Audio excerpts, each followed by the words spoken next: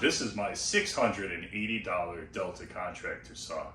If you saw my last video about this saw, you'll know that the stamp steel wings aren't flat. But is the table flat? And how not flat are the wings? We got a calibrated machine straight edge. We're gonna pull the wings off. We'll check the table independent of the wings, and we'll figure out if this is the right saw for you.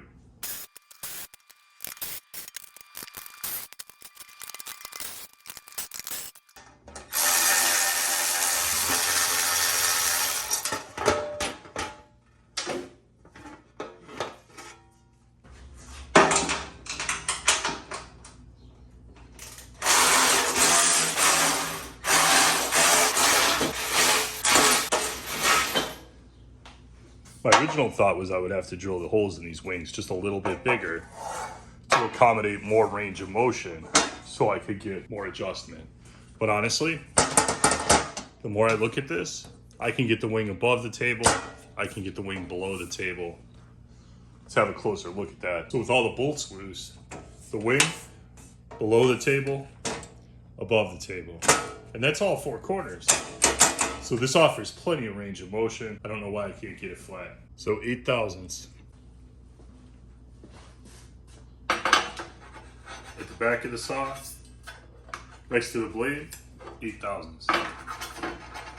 Next to the blade, 8 thousandths. Once we get in front of the blade,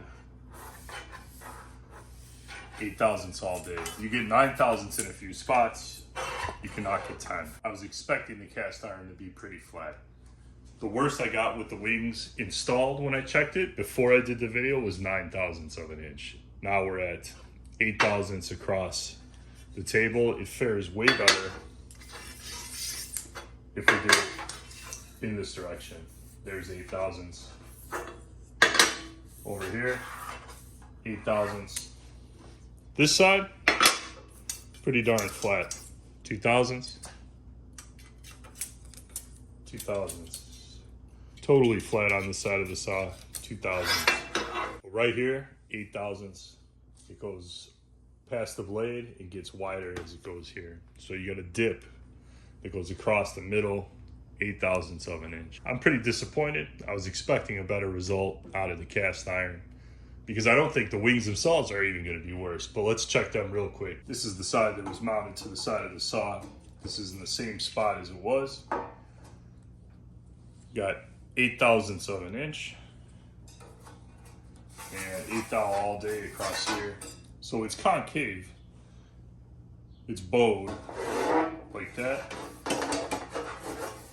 8 thou in the middle. A little bit of tension. It's probably like... And then on the end here, the part that was actually bolted to the side of the cast iron table, and it gets a lot flatter, which is surprising because the paint's missing here. So there's 4 thousandths. It's like 4.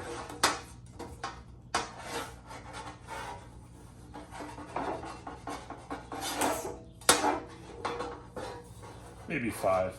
It goes all the way to the end here, which makes sense because there's no paint here, so it comes up. It's not the end of the world. Let's check the other one. So this wing is from that side. It's in the same orientation. It's just pulled up on the table. We've got 9 thousandths of an inch. And this would be the far side.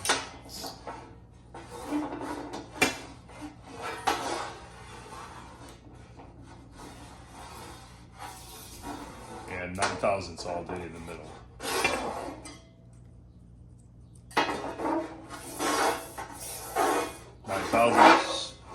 Over here, it actually gets flatter. On both wings, the side that was bolted to the cast iron is flatter. Is it because it was bolted? Maybe. It would make sense because I don't see any other good explanation as to why somehow I put that together. When I assembled the saw, how did I get the straighter edge of both wings on the cast iron? I think it's too much of a coincidence. I think it was because it was bolted and probably I've been pushing down on these as I've been working on the saw, and maybe just bending them. So 5/1000ths, tension there, there you go. Yeah, about 5/1000ths on the end that was touching the cast iron. So am I a hair disappointed I couldn't show you a better result on the cast iron part of this table, on this table saw that I really like. I said in my last video about this saw, and I'll say it again, it makes no difference to me. For a $680 table saw that has a little bit of imperfection, but a ton of actual utility, the table and the wings actually have the same discrepancy. It's the middle of the saw here. The worst part is where that feeler gauge is. The wings, 9/1000ths is the worst I did. Maybe 10 in one little spot, but 9/1000. The table, 9/1000ths. It's low all the way across the middle. Do I care? I don't care. You might care, which is why I'm doing this video. If this was a $4,000 welding table that I spent hours assembling, I would be pretty unhappy about 9/1000 dip in the middle. But this thing's gonna build some planter boxes. It's gotta build some shelves for my kids' room. Nobody's going to notice 9/1000ths of an inch in any of those projects. So we have to put the wings back on. A viewer in the last Delta video suggested and said that they used these Harbor Freight magnetic tool holding strips to put the wings on straight. And I thought, what a cool tip. And so simple. These are $5 a piece, and once you're done using them for this, you can always stick tools to them. So for $5, not wasted, I actually bought 4 of them. They said they used 3, but we're not gonna use one in the middle because we know that the wing dips down, and that's not gonna help us. All that'll end up doing is pulling the ends up. So we're gonna put 2 on either end. We'll put the wings back on.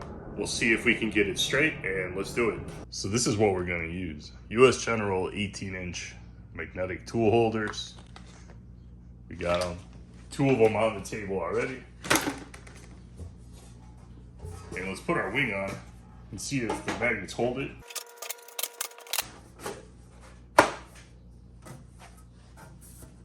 And they hold it perfectly.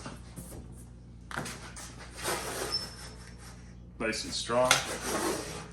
We want the magnets on the ends because this is our highest point, and I don't want the wings sticking up over the cast iron.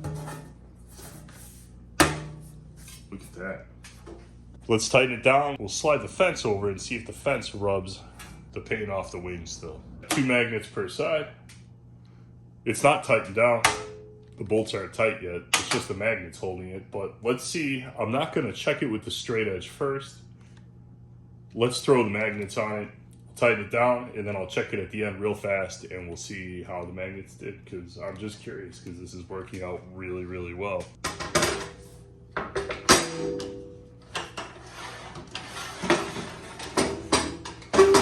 Woo. We're still high on the end. On that corner it hits. Not on this side. But a lot smoother than it was.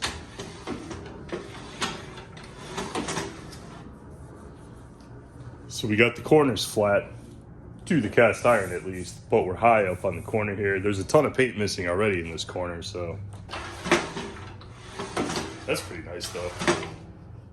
I'm happy with that. So getting the wings and the tabletop flush in the corners is what I was trying to accomplish, and I accomplished it. It'll take a little more tweaking to get the ends down, but no problem. Thank you, USA Traveler, for the awesome comment for the magnets. It worked out great. I like that idea. I saved the magnets. I'll probably use them for the next saw. We got another one coming soon. And thank you to all of you for all the positive and helpful comments. It's been a real pleasure to read them and talk to you guys. Thank you very much. I hope you got some value from this video. If you did, do me a favor and hit the subscribe button. It really helps out the channel. I'll see you in the next video.